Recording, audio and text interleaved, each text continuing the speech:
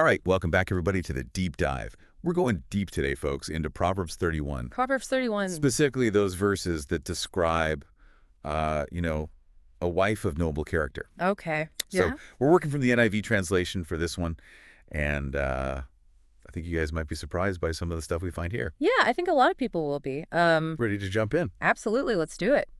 Yeah, this is a really interesting section, I think. There's so much to unpack here, and just even the way it's written is really interesting. Verses 10 through 31 are actually an acrostic poem in the original Hebrew, Oh, wow. where each verse starts with the successive letter of the alphabet. Oh, that's cool. Talk about attention to detail, right? That's amazing. It just shows the care and artistry that went into these words, you Yes, know? for sure. Okay, so let's dive right into that famous line that everybody knows. A wife of noble character who can find. She is worth far more than rubies. What does this tell us about the kind of woman being described here and the values of the time?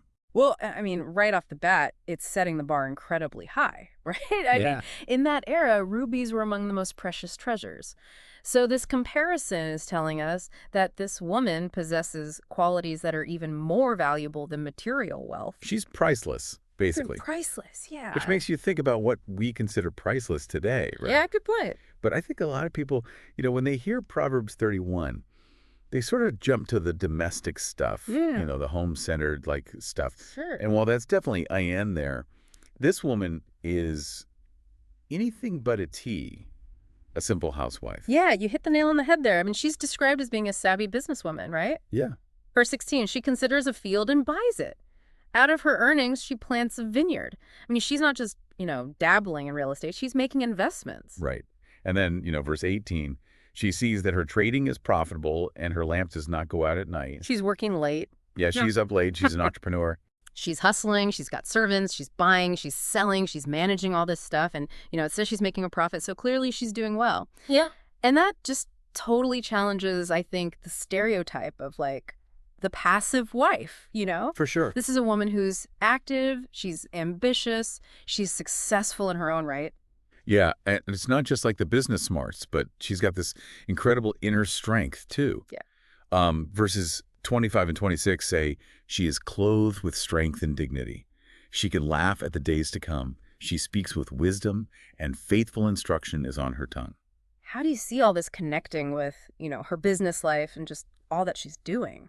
Right. Well, I think it's all intertwined, right? I mean, imagine the resilience that she would have needed to run a business successfully back in those times. Yeah. Not only was it unusual for a woman to do that, but the challenges must have been immense. So, I mean, you can kind of imagine her strength and her wisdom probably came from having to deal with all those difficulties and still thriving. It really shows like a depth of character that goes way beyond just, the day-to-day of running a household, right? Absolutely.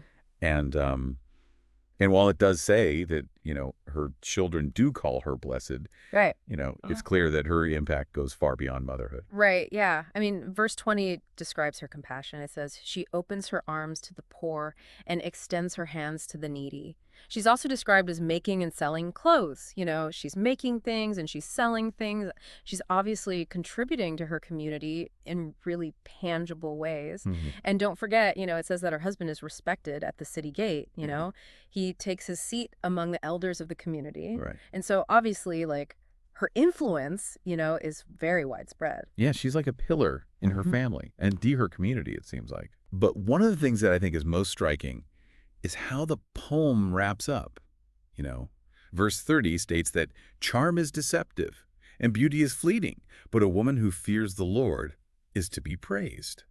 What do you make of that emphasis on fearing the Lord, especially after all this talk of her business success and all of her worldly accomplishments?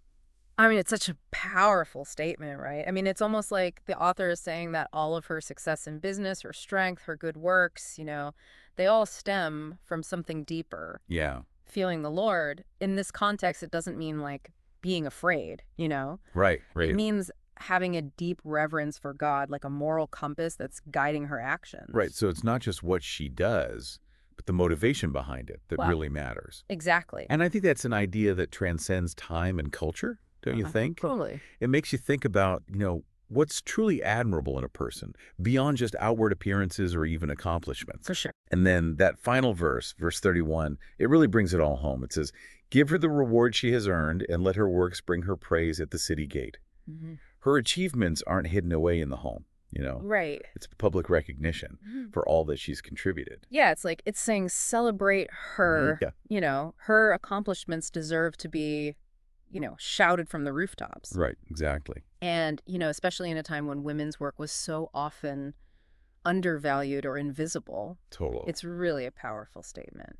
Well, this deep dive into Proverbs 31 has been really eye-opening, I think. I mean, we see this multifaceted portrait of a woman who's strong, capable, compassionate, wise, successful in so many ways. It's an incredible model of, like, human potential, really, regardless of gender, you know? Absolutely. And it makes you wonder, how can we embody those qualities? That drive, that compassion in our own lives? How can we be forces for good in our own communities? What a great question to leave people pondering. And if this sparked your interest at all, go check out Proverbs 31 on your own. Maybe even compare different translations and see how those resonate with you. Thanks for joining us on this deep dive. Thanks, everyone. See you next time.